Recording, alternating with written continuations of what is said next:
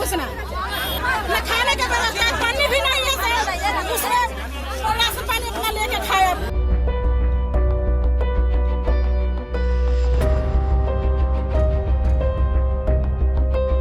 ये विजुअल्स हैं बिहार के। यहाँ पर गांव के कुछ लोग एक प्रेग्नेंट लेडी को बोट से हॉस्पिटल लेके जा रहे हैं क्योंकि भारी बारिश के बाद रोड्स और रिवर में कोई डिफरेंस ही नहीं रह गया।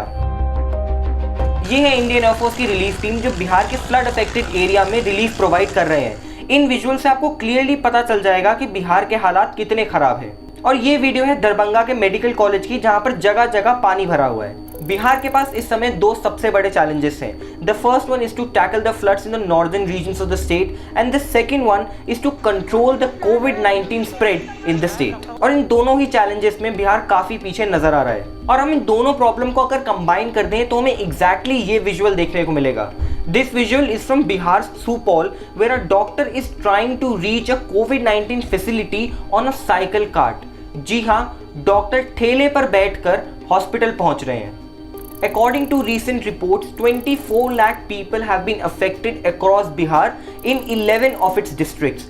Of this, East Champaran, Darbhanga and Muzaffarnagar are worst affected. हालात ऐसे हैं कि almost every river is flowing above the danger level and nearly 10 people have lost their lives. And these are just the official figures. In floods के पीछे reason है बिहार में excess rainfall. According to Indian Meteorological Department, जून 1 से जुलाई 27 तक बिहार में normally 471.5 mm rainfall होनी चाहिए थी, लेकिन इस बार हुई है 692.5 mm। Heavy rainfall in Nepal is also responsible for this tragedy in Bihar. और ऐसे में इन विजुअल से हमें ये पता चलता है कि वहां पर लोगों को कितनी दिक्कत हो रही है।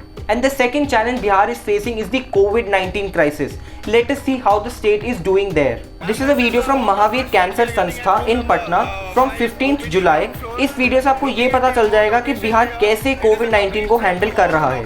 Other than this, videos have come out of Nalanda Medical College and Hospital showing dead bodies of COVID-19 patients lying unattended just next to the patients who are getting treatment. The state has so far recorded nearly 40,000 cases of COVID-19 and this figure is raising by almost 1,000 daily. Initially तो बिहार में दिल्ली और मुंबई जैसा search देखने को नहीं मिला, लेकिन अब वहाँ पे सिचुएशन काफ़ी बिगड़ रहे हैं। टेस्टिंग पर मिलियन की बात करें तो बिहार इंडिया में सबसे पीछे है। और इसी के बीच में ऐसी रिपोर्ट्स आ रही हैं कि पेशेंट्स को कहीं पर बेड्स नहीं मिल रहा, ऑक्सीजन सिलेंडर्स नहीं मिल रहे या फिर वेंटिलेटर्स हॉस्पिटल में कम पड़ रहे हैं। Another problem in Bihar is its high positivity rate. With 16.11 positivity rate, Bihar is India's second worst affected state after Maharashtra. इसका मतलब टेस्टिंग भी कम और पॉजिटिविटी रेट भी high, which clearly means that Bihar can become India's next COVID-19 hotspot.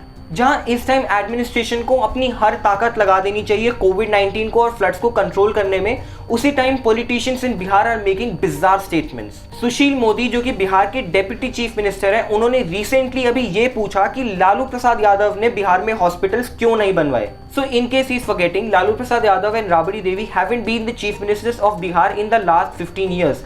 His party and its allies have been ruling Bihar for almost 15 years.